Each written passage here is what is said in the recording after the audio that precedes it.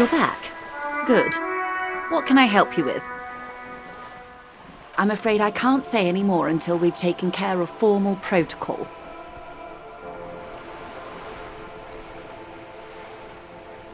Did you? Wonderful.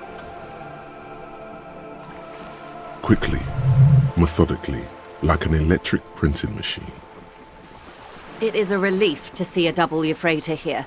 The situation is precarious, to say the least. It needs a quick solution, or we will have a bloodbath on our hands. Yes.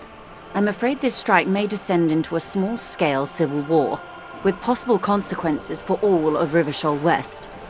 Since you are sharing, ma'am, this is also the RCM's worst-case scenario. Then we're on the same page, as grim as it may be.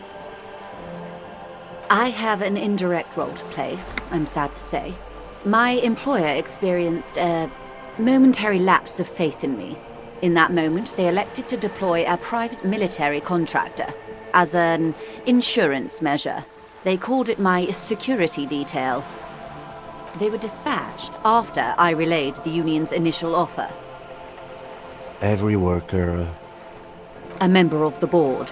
I tried to convince my employer it was simply a piece of rhetoric, or a joke. They did not appreciate the humor. Absolutely not. These mercenaries are muscle, pure and simple. They are meant to intimidate the Union into surrendering. Who are they, exactly? Crenell, an Oranese military company. As far as I know, 3 arrived in Martinez. They report to me sporadically, but they do not answer to me. To be frank, our relationship is deteriorating. They wear ceramic armor, have semi-automatic weapons, and years of combat experience. They also have trauma and stressor disorder, and no idea how to conduct themselves in an urban civilian environment. So, what happened? The story is, one of them, the colonel, I don't know his real name, sexually assaulted a local woman while he was drunk and separated from his unit. This allowed some of the more militant Union members to subdue him. He was taken out behind the whirling in rags and lynched last Sunday night. Nothing. Mr. Clare refuses to let me into the harbour. I have not been able to discuss this matter with anyone there. The remaining 2 Crenell contractors carry out their orders, for now. It's a smokescreen. In secret, they are conducting an independent military tribunal into the lynching. Once this investigation is concluded, executions will follow. What is the nature of this so-called investigation? Whether to execute one, some, or all of the Union militants. It will be all of them. The decision is already made.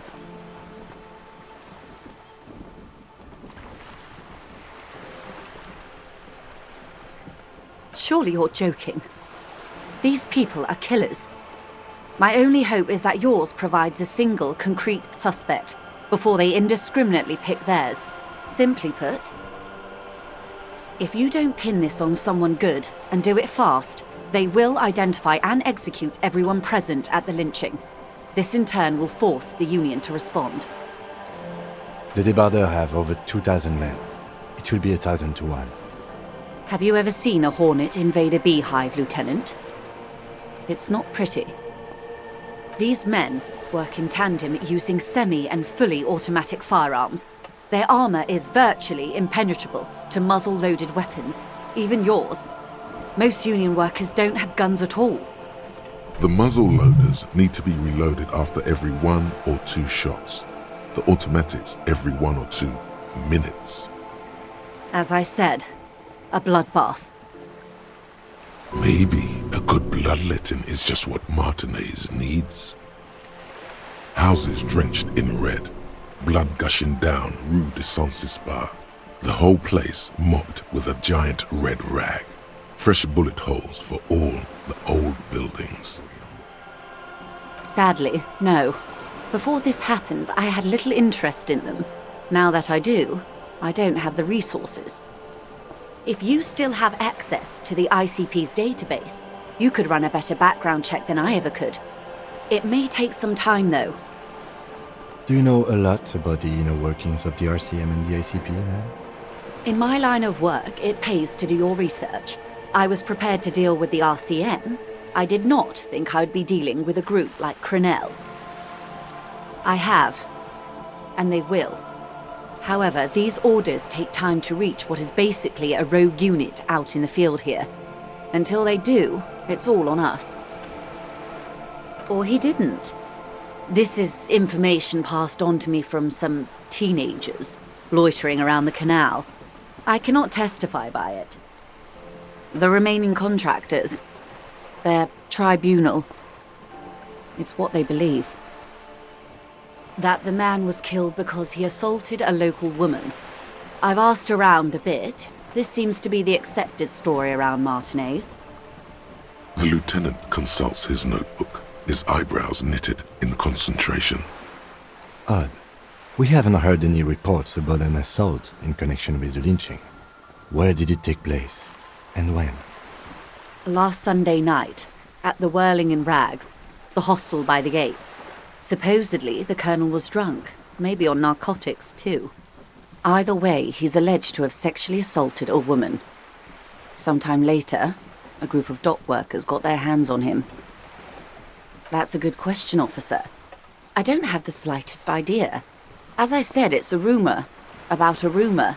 In any case, it's what the colonel's remaining colleagues believe. You meet her soon enough, you feel? If you mean did I see him alive, yes. But I did not know him. Lely, his service name, a nom de guerre most likely.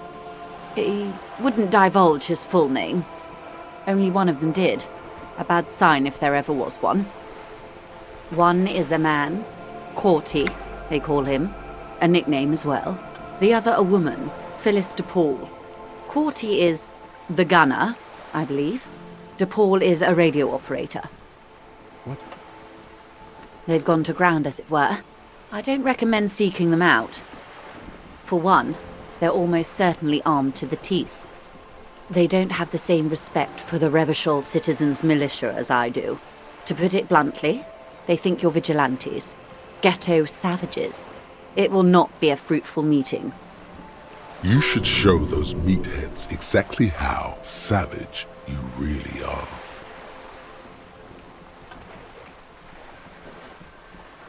You're likely to run into them eventually. When that happens, I'll be in a better position to mediate if I don't appear involved.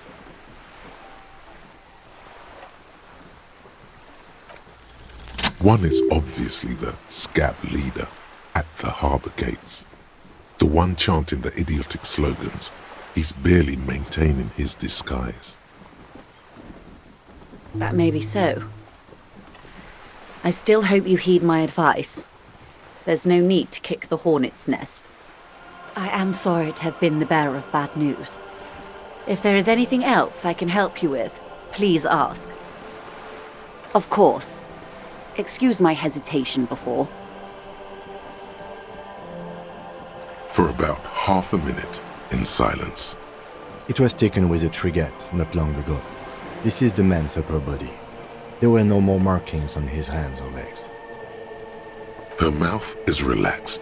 The accordion lines near her mouth vanish. The pearls of her eyes move slowly on the photo's surface. Sorry. I was trying to see if I can read the web of interdependencies between these points. The stars. I can't. But that's how you read this story. The points themselves don't have letters, numbers, anything. Their size, location on the body, and distance from each other tells you what they represent. Close. Port cities. This is an Oronese map of the waterways, a sailor's tattoo worn by wayfarers of the Dolorian century. Over 300 years ago, the sailors would mark their bodies to map their travels. The sailor's soul would use it to fly back home if they should die abroad. This is a sort of contraption to be reeled back in by. The silver cord, they would call it. Quite a few.